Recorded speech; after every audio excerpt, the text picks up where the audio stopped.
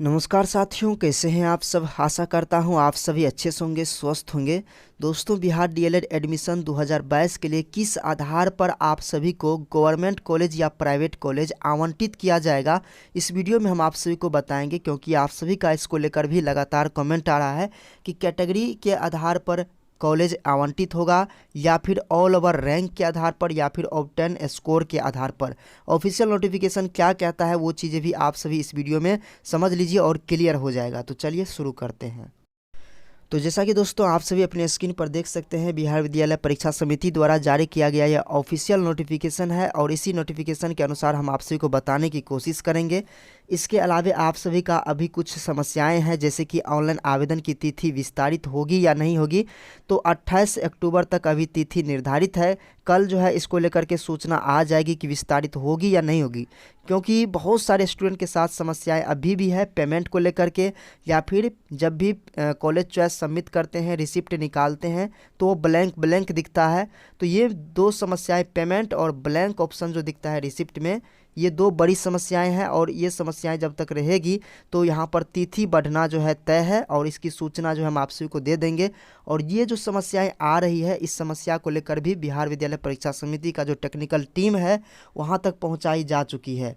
इसके अलावा दोस्तों एक और कन्फ्यूजन है कि महिला कॉलेज कितना है। महिला कॉलेज जो हम सेलेक्ट किए उसमें हमको कॉलेज अलॉट होगा या नहीं होगा। जैसे कि एक ही महिला कॉलेज है, BNR टीचर ट्रेनिंग कॉलेज गुलजार बाग पटना में है। अगर आप कोई बॉयज़ अभ्यर्थी इस कॉलेज को चॉइस करते हैं तो यहाँ पर आपको सीट आवंटित नहीं होगा। इसके अलावे बहुत सारे 7 गो कॉलेज है, जैसे कि PTEC महिला कॉलेज लगा हुआ, महिला PTEC कॉलेज। तो ध्यान देना है, यहाँ पर लड़का लड़की दोनों का भी एडमिशन होता है। जैसे कि मुजफ्फरपुर में एक पताही है, एक चंदवाड़ा है, वहाँ पर भी महिला लगा हुआ है।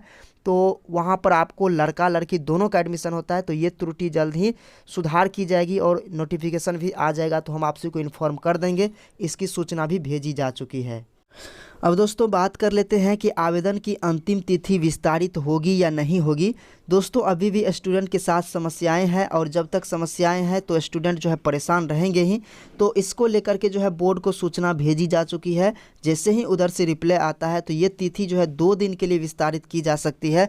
इसकी सूचना कल आ जाएगी, हम आप सभी को इन्फॉर्म कर देंगे।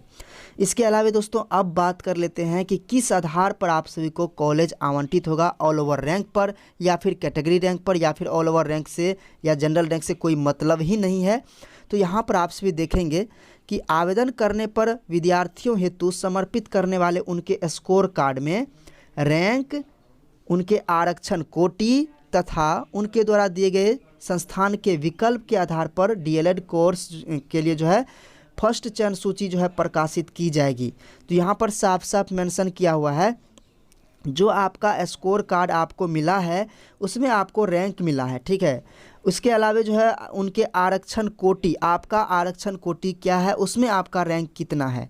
इसके अलावा जो है उनके द्वारा दिए गए विकल्प, जो अभी आप कॉलेज चॉइस दे रहे हैं, इस तीनों के आधार पर, इस तीनों को मेजर करके जो है आपको संस्थान आवंटित किया जाएगा।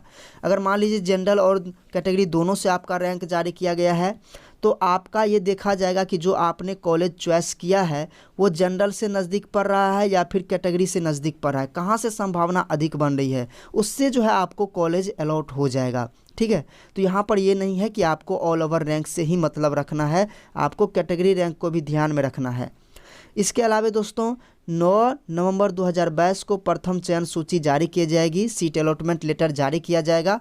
उसके बाद जो है उस आधार पर नामांकन की प्रक्रिया जो चलेगी 10 नवंबर से लेकर 16 नवंबर 2022 तक।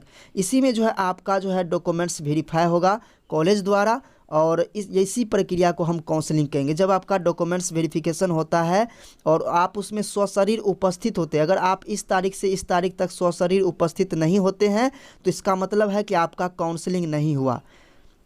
अगर आप स्वशरीर उपस्थित होते हैं, डॉक्यूमेंट्स वेरीफाई हो जाता है तो है कि आपका काउंसलिंग हो गया। अगर आप उपस्थित हो गए हैं, किसी डॉक्यूमेंट्स की वजह से आपको लौटा दिया गया है, मतलब है कि आपका काउंसलिंग नहीं हो पाया।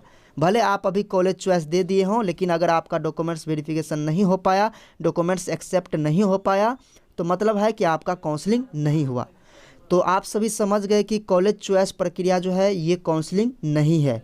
अब जो है काउंसलिंग आपका इस तारीख से इस तारीख तक होना है, यही प्रक्रिया काउंसलिंग कहलाती है। लेकिन इस नोटिफिकेशन में काउंसलिंग मेंशन नहीं है, तो जिसको जानकारी नहीं है कि काउंसलिंग यहाँ पर किसको कहेंगे, तो वो आप इतना ही समझिए कि जो अब जो आपका डॉक्यूमेंट्स वेरिफिकेशन होगा एडमिशन के लिए, तो वही आपका जो है समझिए कि प्रक्रिया है। तो इस तारीख से इस तारीख तक आपको जो है निश्चित रूप से उपस्थित होना होगा और सभी डॉक्यूमेंट्स आप सभी को साथ में ले जाना होगा। क्या क्या डॉक्यूमेंट्स आप सभी को साथ में ले जाना है इसके ऊपर हम वीडियो बनाए हुए हैं। इसके लिए आपको क्या करना है, इस वीडियो के लिंक डिस्क्रिप्शन में आपको लिंक मिल जाएगा, ज़रूर देख लीजिएगा डॉक्यूमेंट्स की सूची क्या क्या है। इसके अलावा जो स्टूडेंट जाति आवासीय और आय प्रमाण पत्र नहीं बनवाए हैं, निश्चित रूप से जो है आप बनवा लीजिए करेंट वाला, क्योंकि इसको लेकर भी कॉज लगाता है बहुत सारे कॉलेज, ताकि जो है स्पोर्ट एडमिशन या फिर कहे तो डायरेक्ट एडमिशन वो ले सकेंगे, या फिर जिसका कम नंबर है उसका एडमिशन वो किसी साइड तरीके से या के ब्लैक तरीके से वो ले सकेंगे। तो इसके लिए क्या करता है, स्टूडेंट को ज़्यादा कोशिश करता है कि इस वजह से लौटा दे या उस वजह से लौटा दे। तो आपको अपने अंदर कोई भी कमियां नहीं रखनी है जिसकी वजह से उसको ब्लेम करना पड़े, ठीक है। तो इसके अलावा दोस्तों यहाँ पर भी आप सभी देखेंगे कि मेंशन किया गया है साफ साफ कि आपका सरकारी या निजी जो भी डीएलएड कॉलेज है उनमें जो आपका नामांकन का आधार बिंदु जो है वो क्या क्या होगा। यहाँ पर भी आप देखेंगे कि विद्यार्थियों के प्रवेश परीक्षा का स्कोर रैंक क्या है, चाहे कैटेगरी से हो या फिर जनरल से हो। इसके बाद देखेंगे डीएलएड कोर्स संचालित महाविद्यालयों में स्वीकृत सीटों की संख्या क्या है। यहाँ पर देख लीजिए स्वीकृत उसमें कितना सीटें बचा हुआ है। मान लीजिए सेकेंड राउंड के लिए जो है आप जो कॉलेज चॉइस किए हैं उसमें सीट ही नहीं है, तो आपको अलॉट होगा, नहीं अलॉट होगा। तो ऐसे में जो है सीटों की संख्या को भी ध्यान में रखा गया है।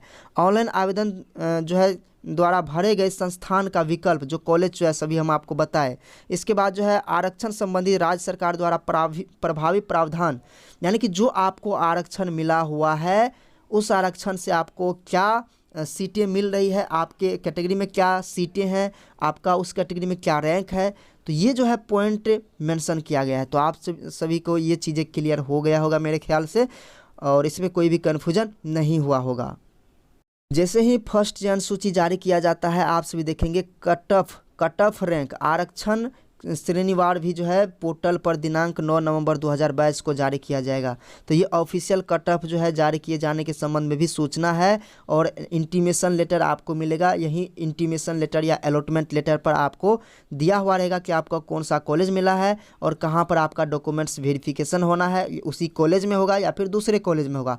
कभी कभी दूसरे कॉलेज में भी भेज दिया जाता है, तो यहाँ पर जो है इसी लेटर से पता चलेगा, या फिर इसके संबंध में ऑफिशियल लेटर भी आ सकता है।